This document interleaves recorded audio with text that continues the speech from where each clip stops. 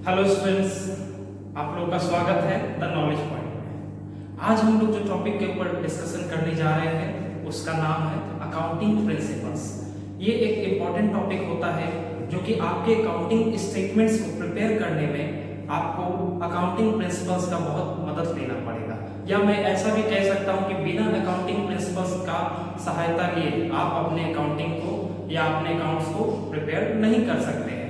तो चलिए, हम लोग जानते हैं कि अकाउंटिंग प्रिंसिपल्स होता क्या है, इसका इस्तेमाल कैसे किया जाता है और ये हमारे अकाउंट्स को बनाने में कैसे मदद करता है। तो मैं आपको सबसे पहले बताना चाहूंगा कि हमारा जो अकाउंटिंग प्रिंसिपल्स है ये हमारा क्या प्रिपरेशन करने के लिए मदद करता है, तो वो है हमारे अकाउंटिंग स्टेटमेंट्स को प्रिपेयर करने में मदद करता है।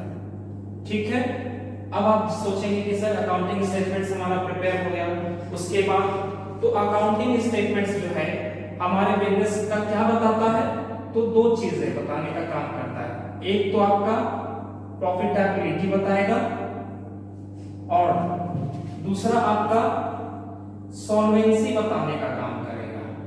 ये कौन बताने का काम करेगा? आपके अकाउंटिंग स्टेटमेंट्स बताने का काम करेंगे। अब ये जो अकाउंटिंग स्टेटमेंट्स बताएंगे, ये स्टेटमेंट्स इस्तेमाल कैसे किए जाते हैं, तो सबसे पहले ये आपका इस्तेमाल किया जाएगा प्रोप्राइटर्स के द्वारा। फिर उसके बाद आपके आते हैं इन्वेस्टर्स, उसके बाद आपके आते हैं क्रेडिटर्स, फिर उसके बाद आप इसको और भी लोग इसके आपका इस्तेमाल करते हैं, जिसमें कि मैं लिख सकता हूं government and many others. Government को आपके अकाउंटिंग स्टेटमेंट्स की भी जरूरत पड़ती है और भी बहुत सारे लोग हो सकते हैं जिनको आपके अकाउंटिंग स्टेटमेंट्स की जरूरत पड़ेगी। तो चलिए फिर से समझने का प्रयास करते हैं शुरुआत से कि आखिर कैसे अकाउंटिंग प्रिंसिपल्स इन सभी लोगों के जरूरत को पूरा करता है। तो चलिए, सबसे पहले मैं आप लोगों के सामने एक छोटी सी बात कहना चाहूंगा एक कहानी के माध्यम से, जैसे कि मैं आप लोगों को थोड़ा समय पहले लेके जाना चाहूंगा। कुछ समय पहले या कुछ साल पहले तक हमारे बिजनेस का दायरा जो है छोटा होया करता था। आप लोग जानते हैं वो एक छोटे से जगह में ही सीमित रहता था, उसमें ज्यादा लोग काम नहीं करते थे। तो होता क्या था, उस जो हम लोग बिजनेस का अकाउंटिंग स्टेटमेंट्स प्रिपेयर करते थे उनका इस्तेमाल भी सिर्फ एक व्यक्ति किया करता था और वो होता था उस बिजनेस का मालिक। लेकिन आज बिजनेस का दायरा बहुत बढ़ चुका है। आज उस बिजनेस के अकाउंटिंग स्टेटमेंट्स का इस्तेमाल सिर्फ मालिक ही नहीं करते, उनके साथ और भी लोग किया करते हैं जिनके नाम हमने यहाँ पर लिख रखे हैं। अब मैं आपको बताता हूँ कैसे। तो हमने आपको अभी बताया कि अकाउंटिंग स्टेटमेंट्स हम लोग प्रिपेयर करते हैं अकाउंटिंग प्रिंसिपल्स की मदद से, जो हमारा बिजनेस का प्रॉफिटेबिलिटी और सॉल्वेंसी बताने का काम करता है। प्रॉफिटेबिलिटी कहने का मतलब हमारे बिजनेस का क्या प्रॉफिट मार्जिन हो रहा है वो, या हमारे बिजनेस में लॉस हो रहा है, ये हमारा कौन बताने का काम करेगा? हमारे बिजनेस की प्रॉफिटेबिलिटी। और सॉल्वेंसी कहने का मतलब कि हमारा बिजनेस कितना सॉल्वेंट है, अपने लायबिलिटीज को चुकाने में, अपने क्रेडिटर्स को पेमेंट करने में हमारा बिजनेस कितना सामर्थ है या उसका कितना सॉल्वेंसी है। चलिए, तो सबसे पहले आपको मैंने यहाँ पर लिख रखा है। सबसे पहले हमारे अकाउंटिंग स्टेटमेंट्स का इस्तेमाल कौन करेंगे? तो प्रोप्राइटर्स। वो भी हमारे बिजनेस में जानना चाहेंगे कि उनके बिजनेस का क्या प्रॉफिट मार्जिन जा रहा है, हम उनका बिजनेस का क्या अभी पोजीशन है, प्रॉफिट है या लॉस आ रहा है, वो जानना चाहेंगे। फिर उसके बाद जो मैंने लिखा यहाँ पर नाम इन्वेस्टर्स। इन्वेस्टर्स को आपके अकाउंटिंग स्टेटमेंट्स की क्या जरूरत पड़ेगी?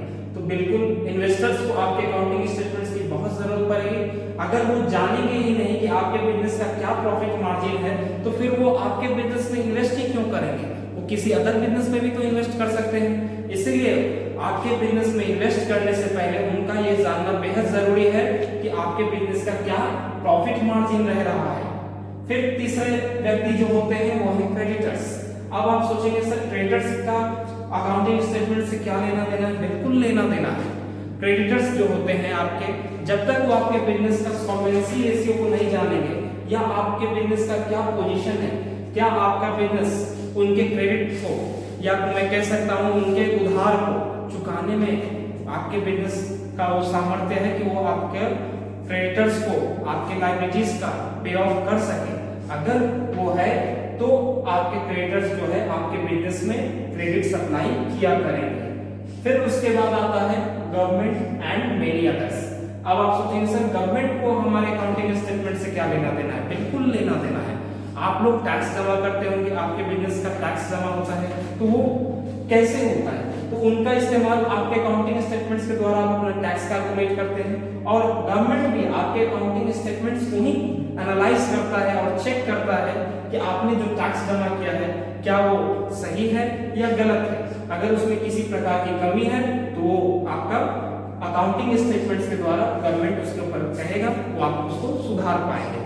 तो आप लोगों ने जाना कि हम लोग अकाउंटिंग प्रिंसिपल्स का इस्तेमाल कैसे करते हैं। यहाँ पर मैं आप लोगों से एक बात और बताना चाहूंगा, यही अकाउंटिंग प्रिंसिपल्स को ही पूरे अकाउंटेंट्स या मैं कह सकता हूँ पूरी दुनिया में लोग इसे एक कॉमन नेम से जानते हैं, जिसको हम और आप कहते हैं gap.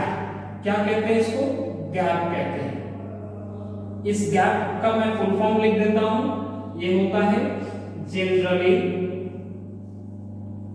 Accepted accounting principles. Generally accepted accounting principles. अब ये जो गैप का हम लोग इस्तेमाल करेंगे, ये हमारा जो है देखिए अकाउंटिंग स्टेटमेंट्स को बनाने में मदद करता है, ये प्रोप्राइटर्स की मदद करता है, अकाउंटेंट्स की मदद करता है, ताकि आप जान सकेंगे कि आपके बिजनेस का क्या फाइनेंशियल पोजीशन है, आपके बिजनेस में क्या एसेट्स हैं, उनकी क्या स्ट्रेंथ है, लायबिलिटीज कितनी है, वो सब आप अपने इस गैप के माध्यम से जो आपने अपना अकाउंटिंग स्टेटमेंट्स प्रिपेयर किया होगा, वो आपको आपके बिजनेस का ट्रू और फाइनेंशियल पोजीशन बताने का काम करेगा। चलिए, इसके बाद अब हम लोग जो जानेंगे कि हमारे अकाउंटिंग प्रिंसिपल्स दो भाग में बटे होंगे, और वो हम लोग अभी आपको यहाँ पर लिखते हैं। अकाउंटिंग प्रिंसिपल्स में हम लोग दो टॉपिक को पढ़ेंगे, जिसमें कि पहला टॉपिक हमने इसको दो टॉपिक में बांट रखा है। पहला टॉपिक हमारा होता है अकाउंटिंग कंसेप्ट्स और अजम्पशंस, दूसरा होता है हमारा अकाउंटिंग कन्वेंशंस। तो चलिए आइए समझते हैं ये दो टॉपिक्स क्या होते हैं और इनमें हम लोग क्या क्या समझने जा रहे हैं। चलिए, हम लोग अभी जान रहे हैं कि अकाउंटिंग प्रिंसिपल्स हमारे दो भागों में बांटा जाता है। इसको समझने के लिए हम लोग इसे दो भागों में बांट देते हैं।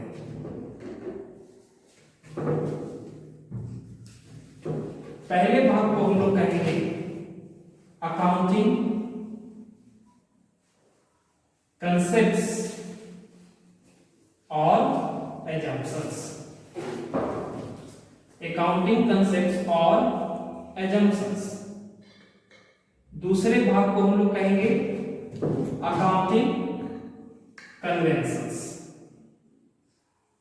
ठीक है, तो अब आप लोग देखें कि हम लोग अकाउंटिंग प्रिंसिपल्स को सबसे पहले दो भागों में बांट देते हैं। पहला भाग हमारा कहलाएगा अकाउंटिंग कंसेप्ट्स और एजम्पशंस, दूसरा भाग हमारा कहलाएगा अकाउंटिंग कन्वेंशंस।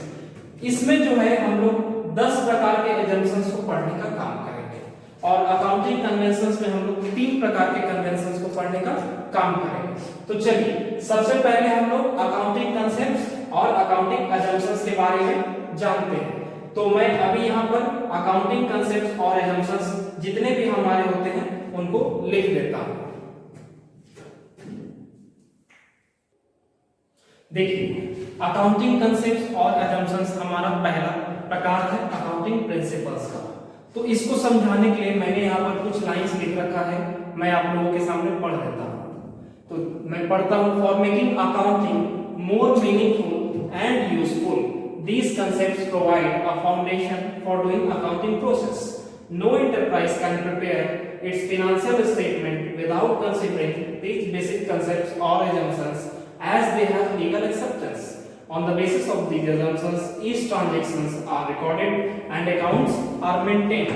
चलिए, इसी को अब हम लोग समझने का काम करते हैं। तो हम लोग अपना जो अकाउंटिंग प्रोसेस करते हैं उसको हमें क्या करना है, उसको हमें मीनिंगफुल बनाना है और यूजफुल बनाने का काम करना है। वो हमारा मीनिंगफुल हो सके, उसका कुछ अर्थ निकल सके और वो किसी के यूज में आ सके। इसके लिए हमारे जो अकाउंटिंग कंसेप्ट है वो क्या करेंगे, उसे फाउंडेशन देने का काम करेंगे, मतलब उसके बुनियाद बनने का काम करेंगे। यहाँ पर आप देख सकते हैं, फिर हमने लिखा है no enterprise enterprise can prepare its financial statement without considering these basic concepts or assumptions as they have legal acceptance। तो आपको मैं बता देता हूँ, हमारे कोई भी फर्म या किसी भी प्रकार का बिजनेस जो अकाउंटिंग स्टेटमेंट्स प्रिपेयर करता है वो बिना इन कंसेप्ट्स और एजम्पशंस को कंसीडर किए हुए अपने अकाउंटिंग स्टेटमेंट्स को प्रिपेयर नहीं कर सकता है। क्यों? क्योंकि इन्हें लीगली एक्सेप्ट किया गया है।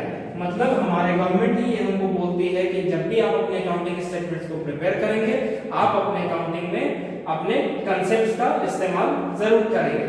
और यहाँ पर मैंने लिखा है लास्ट में, on the basis of this assumptions each transaction, आपके जितने भी ट्रांजेक्शन आपके अकाउंट्स में होंगे उसको कैसे रिकॉर्ड किया जाता है और किन हेड्स के अकाउंट में उसको मेंटेन करना है, ये भी हमारा बताने का कौन काम करेगा, हमारे अकाउंटिंग कंसेप्ट्स और assumptions। तो अब हम लोग जो सीखेंगे वो हम लोग इसमें भी अकाउंटिंग कंसेप्ट भी आपके 10 प्रकार के होते हैं, मैं उनको 1 बाय 1 करके आपके सामने अभी डिस्कस करूंगा। चलिए, तो अभी हम लोग सबसे पहला अकाउंटिंग कंसेप्ट जो कि हमारा है गोइंग कंसर्न कंसेप्ट, इसके द्वारा हम लोग अपने अकाउंटिंग कंसेप्ट की शुरुआत करते हैं।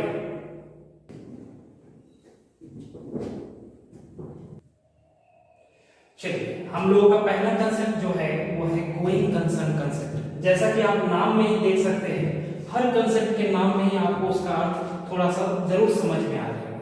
फिर भी हमने उसको समझाने के लिए एक लाइन यहाँ पर लिखा है, मैं आपके सामने में पढ़ देता हूँ। As per this concept it is assumed that business will continue to exist for a long period in the future.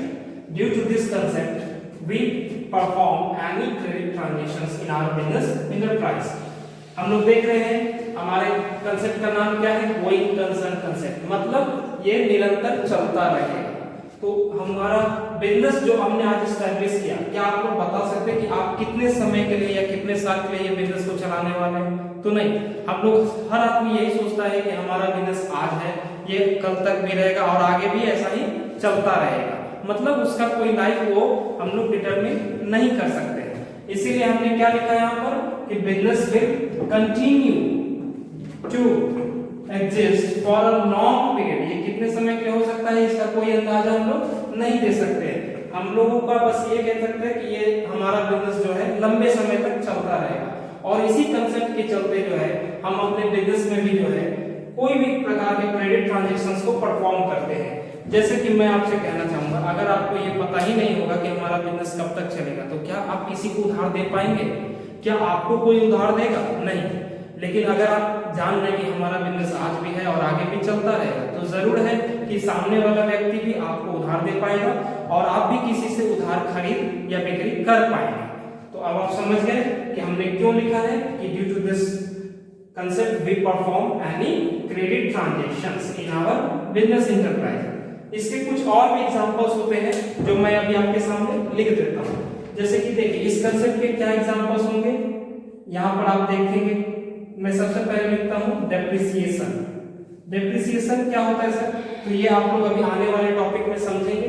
आप इतना मैं अभी शॉर्ट में समझा देता हूं। जैसे आप लोग किसी प्रकार का एसेट खरीदते हैं, संपत्ति खरीदते हैं, तो उसका एक फिक्स लाइफ होता है, जैसे 10 साल 5 साल। तो हम लोग उसके खर्चे को एक ही साल में नहीं सारा का सारा उसके खर्चे को डालते हैं, उनको उसके लाइफ के अकॉर्डिंगली उस खर्चे को हम लोग बांट देते हैं। जैसे कि मैं अगर आपके सामने एग्जांपल लूं, एक बाइक का जो हमने खरीदा है 50,000 रुपए में, अगर मैं मान के चल रहा हूं कि वो बाइक का लाइफ 10 साल है, तो मैं उसके खर्चे को मतलब 50,000 रुपए को 10 सालों में इक्वली डिस्ट्रीब्यूट कर दूंगा और हर साल में इसके 5-5 हजार रुपए को भेजा करूंगा। तो हमने ये काम क्यों किया? गोइंग कंसर्न कंसेप्ट का। मुझे पता है कि हमारा बिजनेस आज जो है वो आगे के 10 साल में भी रहेगा, इसीलिए हमने इसके खर्चे को आगे के 10 सालों तक बांट दिया था और यही काम हम लोग करेंगे। यहाँ पर मैं आपके सामने दूसरा एग्जाम्पल जो लेता हूँ वो भी हम कह सकते हैं लॉन्ग टर्म कॉन्ट्रैक्ट्स। आप किसी भी प्रकार के लॉन्ग टर्म कॉन्ट्रैक्ट्स में जुड़ते हैं तो आप ये मान के चल रहे हैं कि हमारा बिजनेस लंबे समय तक चलेगा, इसीलिए आप किसी भी व्यक्ति के साथ लॉन्ग टर्म कॉन्ट्रैक्ट्स कर पाते हैं। फिर मैं आपके सामने एक और एग्जांपल लिख देता हूं जो कि कहलाता है प्रीपेड एक्सपेंस। आप किसी को एडवांस पैसा दे देते हैं, क्या सोच के? मान लिया आपके किसी वर्कर ने, किसी एम्प्लॉय ने आपसे पैसा मांगा कि सर मुझे अगले 2 महीनों का एडवांस चाहिए। आप उसे पैसा दे देते हैं, तो आप जरूर ये सोचे होंगे कि हमारा चलेगा, तभी तो आपने उसको उनके सैलरी का एडवांस पे कर दिया, तो वो आपके लिए क्या होता है, प्रीपेड एक्सपेंस। और भी ऐसे बहुत सारे एग्जांपल्स होंगे जो आप लोग इस कंसेप्ट के कारण से अपने अकाउंट्स में करते हैं। आइए अब हम लोग दूसरा कंसेप्ट पढ़ने जाएंगे, इसका नाम है कंसिस्टेंसी कंसेप्ट।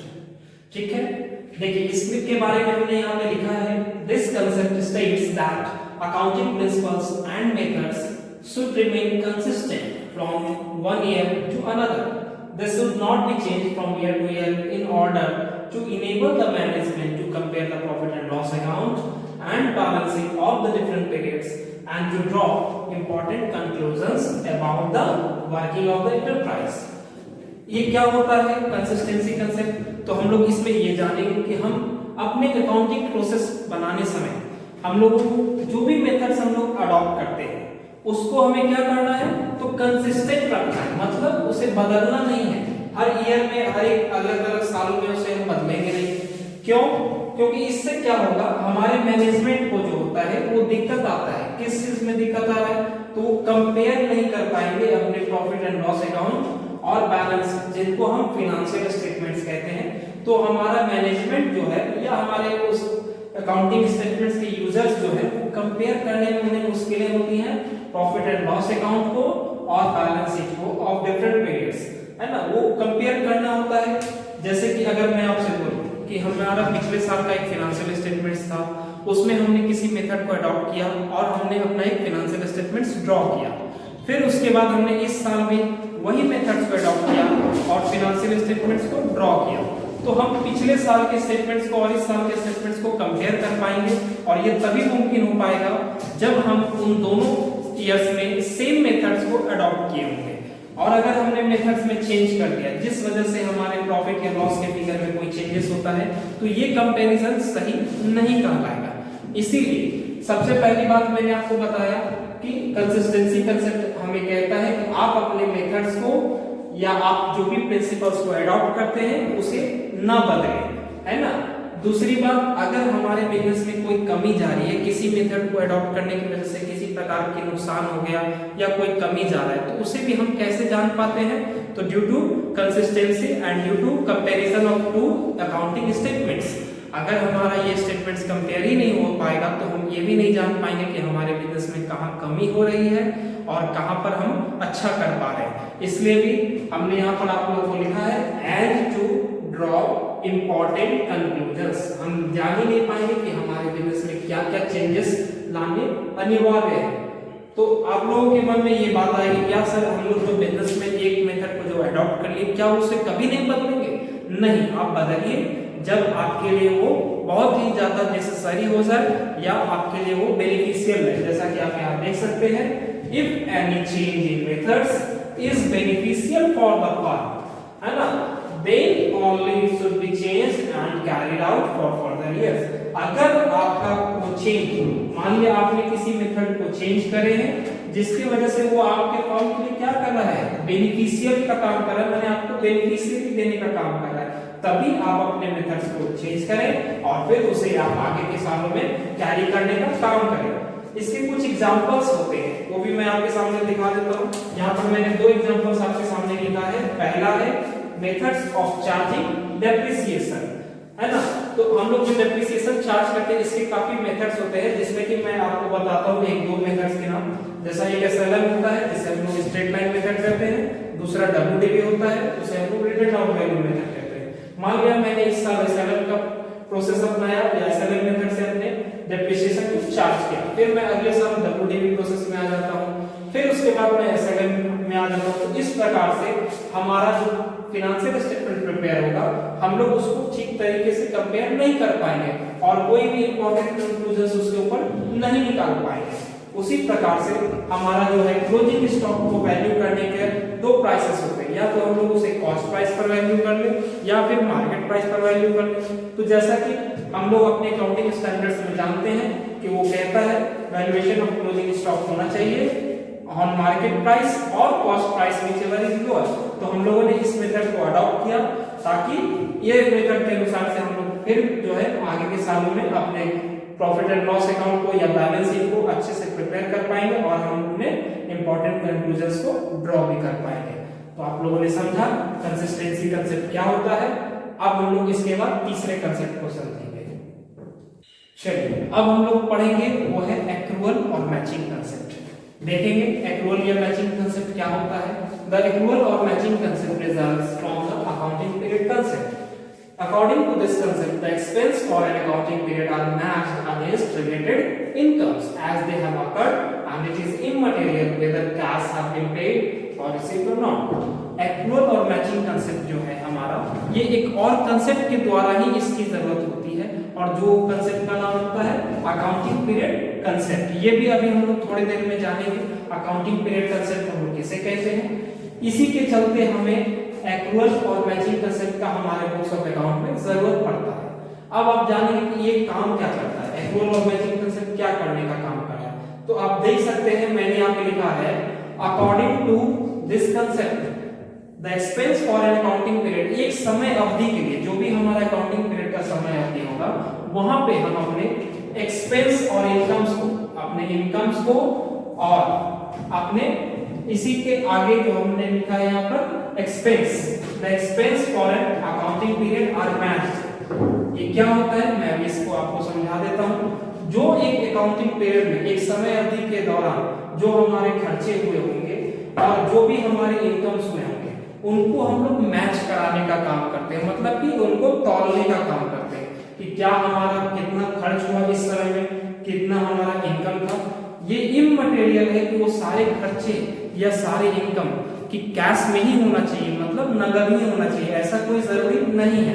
एक्रूअल कंसेप्ट हमसे कहता है कि आपका जैसे ही कोई भी एक्सपेंस या जैसे ही कोई भी इनकम आपके बिजनेस में अकर कर गया, उसकी उत्पत्ति हो गई, आपको उसे अपने बुक्स ऑफ अकाउंट में रिकॉर्ड कर लेना है।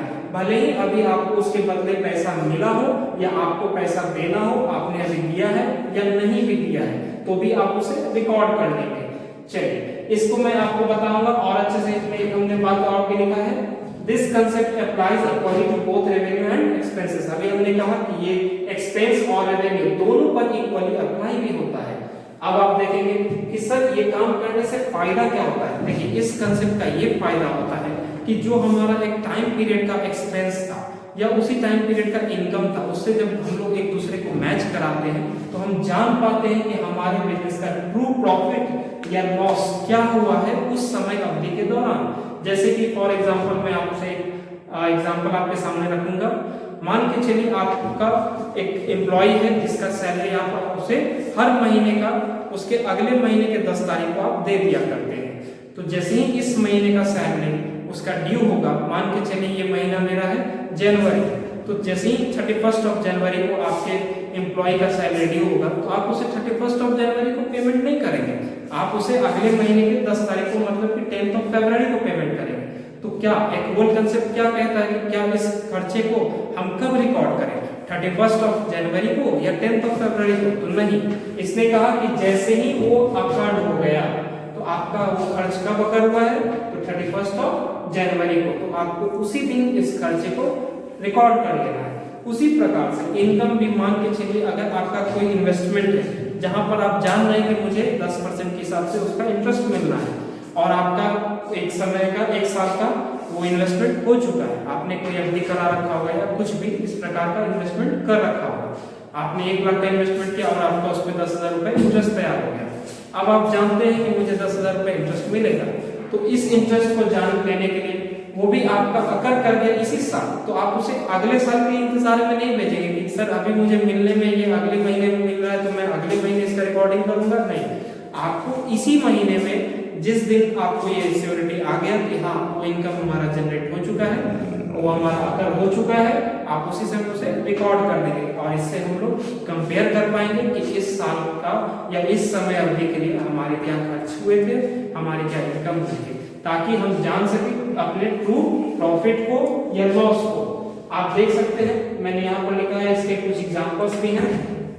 पहला एग्जांपल है आउटस्टैंडिंग सैलरी, जो कि अभी हमने आपके सामने एक्सप्लेन किया, बकाया वेतन, और दूसरा है एक्रूड इनकम, जो कि अभी हमने आपके सामने एक इन्वेस्टमेंट का एग्जांपल दिया, वो आता है एक्रूड इनकम। तो यही है हमारा एक्रूअल और मैचिंग कंसेप्ट। इसके बाद जो हम लोग कंसेप्ट पढ़ेंगे वो है बिजनेस एंटिटी कंसेप्ट। यही है हमारा चौथा कंसेप्ट जो कि है बिजनेस एंटिटी कंसेप्ट। देखिए क्या होता है ये बिजनेस एंटिटी कंसेप्ट, आइए जानते हैं। According to this concept business is treated as a unit separate and distinct from its owners, creditors, managers and others. In other words, the business entity is separate and distinct from the owner of the enterprise. It is also known as separate entity concept. क्या होता है ये business entity concept? तो मैं आप लोगों को बस ये बताना चाहता हूँ कि हमारा जो बिजनेस होता है वो अकाउंटिंग पॉइंट ऑफ व्यू से बिजनेसमैन मतलब उसके प्रोप्राइटर से, जिसे हम लोगों ने यहाँ पे लिखा है ओनर्स, उसके क्रेडिटर्स, मैनेजर्स और भी अलग अलग लोगों के पॉइंट ऑफ व्यू से अलग होता है। अब आप कहेंगे कि ये क्या बात हुई सर? जी हाँ, हमारा ही बिजनेस और मेरा बिजनेस, हम लोग दोनों एक अलग अलग पर्सन हैं। किसके नजर में? तो अकाउंट्स के नजर में। तो ये क्यों होता है ऐसा? चलिए इसको हम लोग एक एग्जांपल के माध्यम से समझते हैं। जैसे कि मान लीजिए हमारा बिजनेस जो है एक रेंटेड प्रॉपर्टी पर है, जिसका रेंट हमारा जो है 10,000 रुपए मंथली आता है, ठीक है। और साथ ही साथ मैंने अपना जहां रेसिडेंस रखा हुआ है वो भी हमारा एक रेंटेड प्रॉपर्टी है, जिसके लिए मुझे हर महीने 5,000 रुपए देने होते हैं। तो अब आप मुझे बताएं या आप लोग सोचने का काम करें कि जब 1 महीने पूरे हो जाएंगे तो उस समय हम लोग अपने बिजनेस में क्या खर्चों को डालेंगे? मतलब कि उसमें 10,000 रुपए फिट करेंगे, उस खर्चे को डालेंगे, या फिर 5,000 को डालेंगे, या पूरे के पूरे 15,000 रुपए को डालेंगे। तो ये चीज, ये प्रॉब्लम ना आए इसके चलते हम लोग समझेंगे इस बिजनेस एंटिटी कंसेप्ट को। ये कहता है कि यहाँ पर आप अपने खर्चों को, आप अपने मतलब मालिक के निजी खर्चों को बिजनेस के खर्च से अलग रखना है। मतलब हम लोग वहां पर सिर्फ 10,000 रुपए ही अपने अकाउंट्स में एज एन एक्सपेंस ट्रीट करेंगे। ऐसा करने से क्या फायदा होगा? तो देखिए ऐसा करने से ये फायदा होगा, उन फायदों को हम लोगों ने यहाँ पर लिखा है। This concept starts with the fact that the business unit is a separate entity with its own identity and due to this purpose book keep the owner and his business quite separate and records only those transactions which affect the business unit not the owner. ऐसा करने से क्या होगा? हमारे business में सिर्फ उन्हीं transactions को हम लोग रिकॉर्ड करेंगे जो कि हमारे बिजनेस को अफेक्ट करता हो, ना कि मेरे को अफेक्ट करता हो। मैं कौन? तो बिजनेस का मालिक। मुझे वो बिजनेस अफेक्ट करे ऐसा कोई ट्रांजैक्शन जिससे मैं अपने बिजनेस को अफेक्ट कर रहा हूं, तो उस ट्रांजैक्शंस को हम लोग बिजनेस में रिकॉर्ड करेंगे। जैसे कि मान लिया मैंने बिजनेस से 5,000 रुपए का सामान निकाल लिया, उसे मैं बिजनेस में रिकॉर्ड करूंगा। लेकिन अगर मैंने अपने घर के खर्चे के लिए सिर्फ 5,000 रुपए का जो है अपना रेंट निकाल के बिजनेस में से दे दिया है, वो खर्चा हमारा कहलाएगा, ना कि बिजनेस का कहलाएगा, ठीक है। इससे हमारे कुछ फायदे होते हैं। इस कंसेप्ट के माध्यम से आपने देखिए यहाँ पर कुछ फायदे को लिखने का काम किया, मैं पढ़ देता हूँ। This concept is applied to all forms of business organization. All forms of business organization कहने का मतलब सोल प्रोप्राइटरशिप में भी ये कंसेप्ट को अप्लाई करना है, पार्टनरशिप हो या कंपनी हो, हर जगह इस कंसेप्ट का एप्लीकेशन होगा। और इससे क्या होता है, क्या फायदे हैं? तो देखिए, पहला, it gives a solution to the problem of separating out the business transaction from the personal transaction of the owner। इससे सबसे पहले हम लोग क्या कर पाएंगे? अपने बिजनेस ट्रांजैक्शंस को और अपने पर्सनल ट्रांजैक्शंस को अलग अलग रखने का काम करेंगे, ठीक है। इससे बाद फिर दूसरा फायदा क्या होगा? तो आप देख सकते हैं, to ascertain the return on capital employed, enabling us to record how successful or otherwise the business has been। हम लोग ये जान पाएंगे कि हमने जो अपने बिजनेस में कैपिटल इन्वेस्ट किया है वो हमारा उसमें कितना रिटर्न हमने पाया, मतलब हमारा क्या प्रॉफिट मार्जिन रहा है, यहाँ तक कि हम अपने बिजनेस को कैसे सक्सेसफुली रन कर पा रहे हैं या फिर नहीं। तीसरा, to ensure the proper use of funds provided by the owners.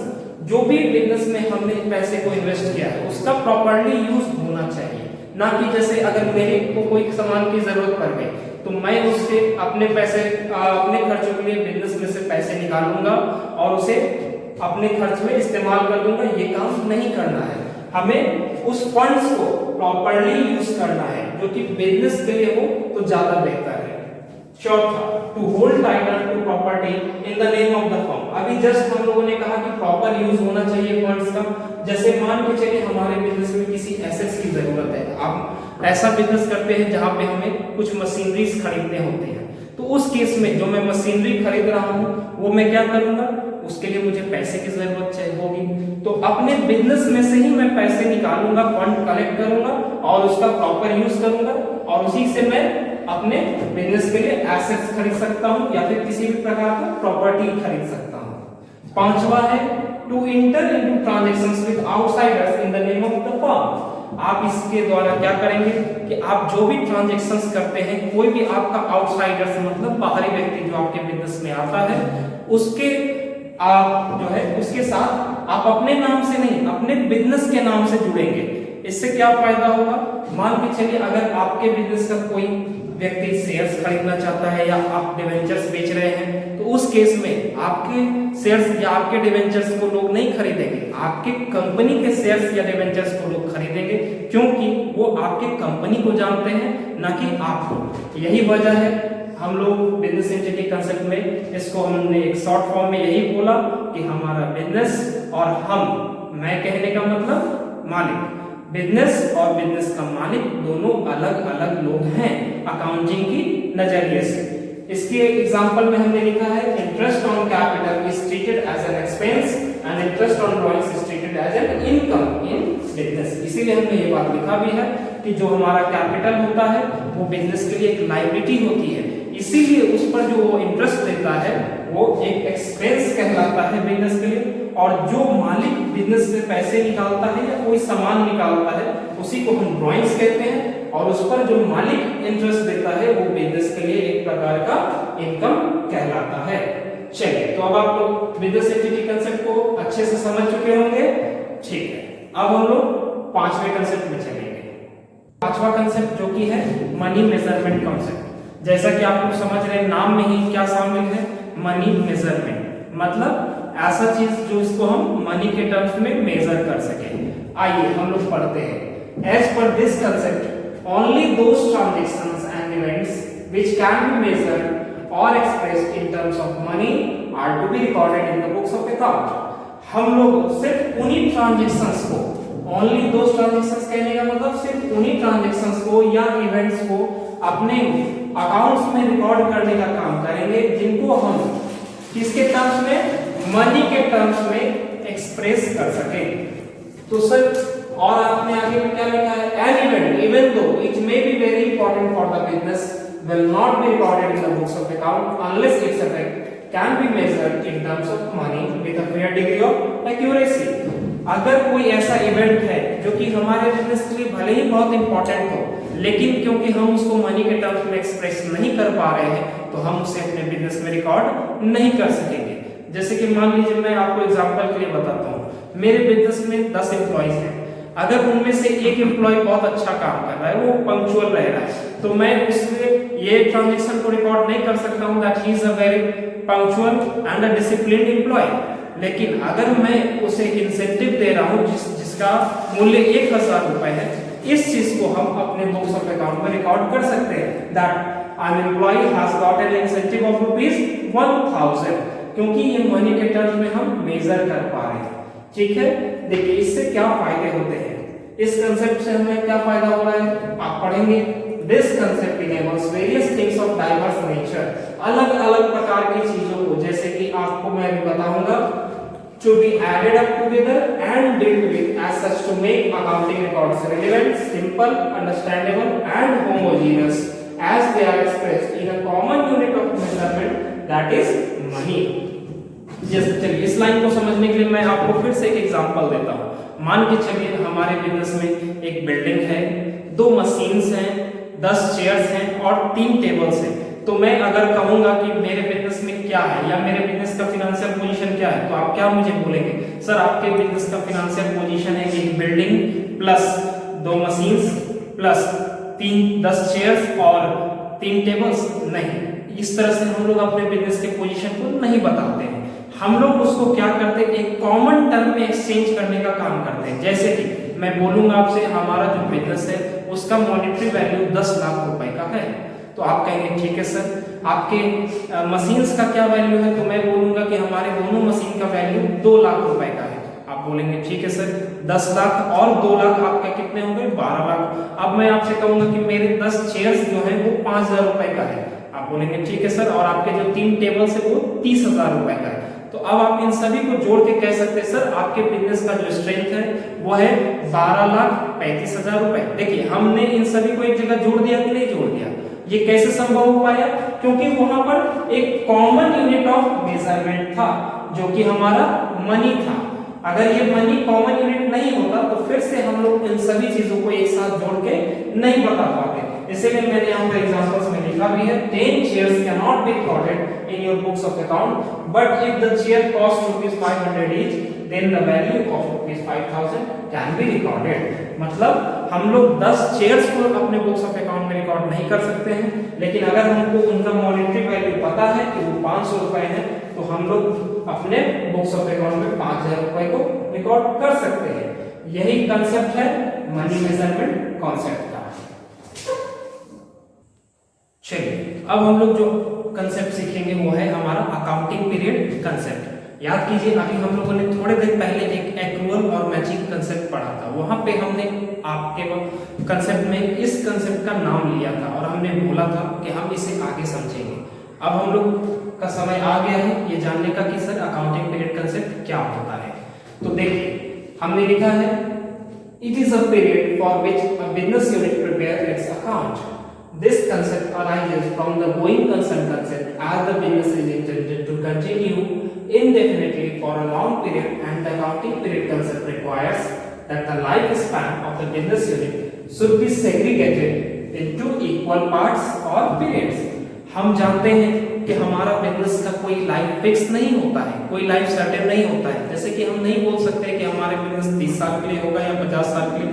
आप याद कीजिए हमने आपको पढ़ाया है गोइंग कंसर्न कंसेप्ट, उसमें हम लोगों ने यही चर्चा किया था कि हमारे बिजनेस का कोई भी सर्टेन लाइफ नहीं होता है। तो क्या हम अपने बिजनेस के क्लोज होने का इंतजार करेंगे या फिर बिजनेस का वो लास्ट फाइनेंशियल ईयर का इंतजार करेंगे तब हम लोग उसके अकाउंटिंग स्टेटमेंट्स को तैयार करेंगे? नहीं, तब तक हम लोगों का अकाउंटिंग स्टेटमेंट्स किसी भी यूज का नहीं होगा।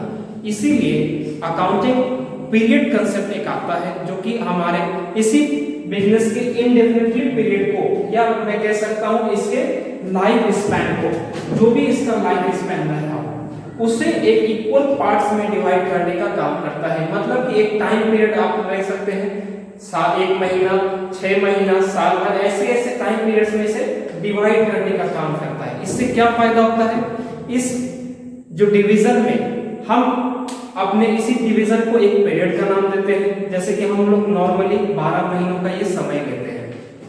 हर 12 महीने के अंत पर हम लोग क्या करेंगे, इस कंसेप्ट के अनुसार से हमें अपना प्रॉफिट एंड लॉस अकाउंट बनाना होता है और बैलेंस शीट तैयार करना होता है, ताकि हम अपने बिजनेस का प्रॉफिट या लॉस सही समय पर जान पाएं और अपने बिजनेस के फाइनेंशियल पोजीशन को भी जान पाएं, और साथ ही साथ जो भी हमारे बिजनेस में करेक्टिव स्टेप्स जो जिसकी कमी हो रही हो या जिसकी वजह से हमारे बिजनेस में फाइनेंशियल पोजीशन स्ट्रेंथन नहीं हो पा रहा, उन सभी को हम corrective steps at the correct time हम ले पाए, और इसीलिए हम लोग इस कंसेप्ट का इस्तेमाल करते हैं। नॉर्मली ये जो कंसेप्ट है ये 12 मंथ्स का होता है। जैसे कि 1 अप्रैल अभी हमने आप लोगों को बताया कि इस साल के 1 अप्रैल से हम लोग अगले साल के 31 मार्च तक, जिसी को हम फाइनेंशियल ईयर कहते हैं, और इसी को हम लोग क्या कहेंगे, stated for this purpose accounting period के लिए हम लोग इसी पीरियड को लेते हैं और इसी पीरियड को हम लोग अकाउंटिंग पीरियड के नाम से भी जानते हैं। Different norms are adopted in different types of entities as per this concept. इसका मतलब क्या हुआ, जैसे बहुत अलग अलग तरह के भी बिजनेस होते हैं, जरूरी नहीं कि सब बिजनेस 1 साल का ही हो या कई सालों का भी हो सकता है। तो हर बिजनेस के लिए कहीं पर 3 महीने का भी अगर कोई बिजनेस है तो वहां वो 3 महीने के लिए ही अपने अकाउंटिंग स्टेटमेंट्स को प्रिपेयर करेगा। किसी का बिजनेस काफी समयों के लिए है तो उसके बिजनेस के हिसाब से जो गाइडलाइंस गवर्नमेंट ने दे रखा होगा उसी के हिसाब से उसे अपना अकाउंटिंग स्टेटमेंट्स तैयार करना होगा, और यही हमारा कहता है अकाउंटिंग पीरियड कंसेप्ट।